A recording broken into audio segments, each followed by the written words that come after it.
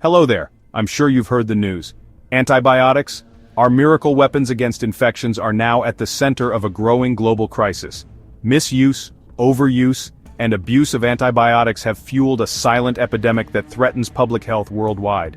But how did we get here, and what can we do to stop it? Today we're diving into the alarming rise of antibiotic abuse and how it's impacting you, your loved ones, and our global future. We'll also be looking at some glimmers of hope on the horizon. Stick around to learn eye-opening facts, the latest research, and practical ways to combat this crisis. We're trying to save humanity here. Alright, let's start with the basics.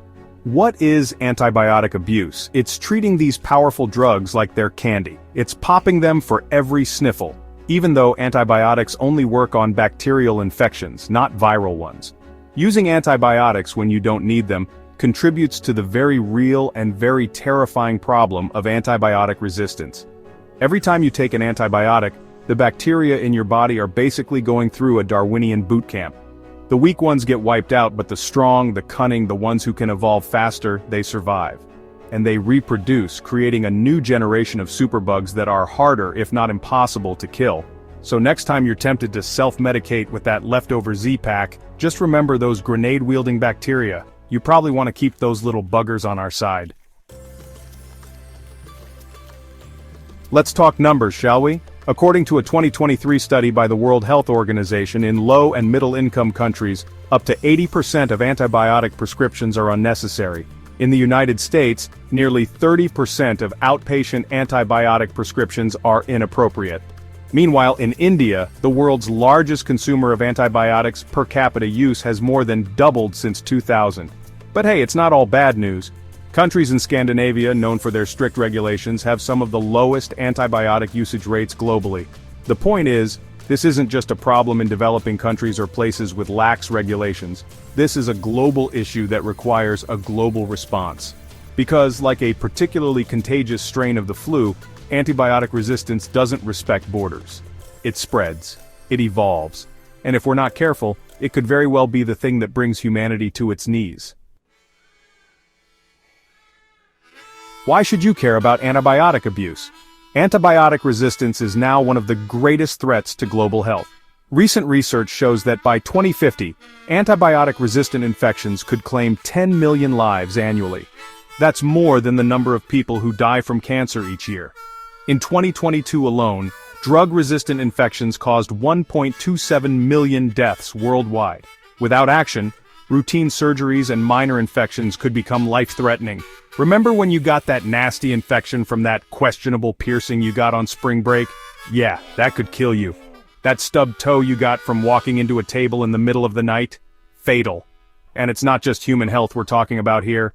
The overuse of antibiotics in agriculture, particularly in livestock farming, is contributing to resistance that can jump from animals to humans.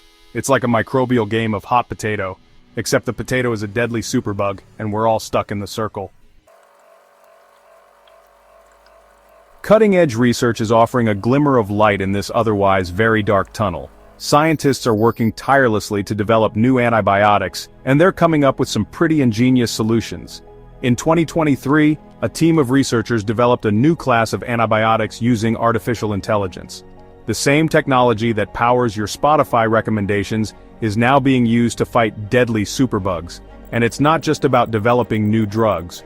We also need to get smarter about how we use the ones we already have. That's where antibiotic stewardship programs come in. These programs are designed to promote the appropriate use of antibiotics, and they're actually working. Studies in countries like the Netherlands show that implementing strict antibiotic stewardship programs can reduce misuse by over 50%. The point is, we're not powerless in the face of this threat. We have the tools, we have the knowledge, and we're developing new solutions every day. What we need now is the will to act. Let's talk about solutions. You can actually make a difference in this fight. You don't need a PhD in microbiology or a secret underground lab. You just need to be a little more mindful and a lot less susceptible to internet quackery. Don't demand antibiotics for every sniffle and sneeze. Antibiotics only work on bacterial infections, and most colds and flus are caused by viruses. Taking antibiotics when you don't need them is like trying to put out a grease fire with water. It's only going to make things worse. Follow your antibiotic prescriptions. When your doctor tells you to finish the full course, even if you start feeling better, they're not messing around. They're trying to prevent those pesky little superbugs from developing. Avoid using leftover antibiotics or sharing them with others. Sharing is caring, yes, but not when it comes to potentially deadly bacteria. You wouldn't share your toothbrush with your neighbor, would you? By making small changes in your own life, you can inspire others to do the same. You can start a ripple effect of change that could, quite literally, save lives. The fight against antibiotic resistance starts with you and me. Together, we can ensure these life-saving drugs remain effective for generations to come. We can be the generation that turns the tide, that stops this silent epidemic in its tracks. We can be the generation that says, no more, we will not go down without a fight.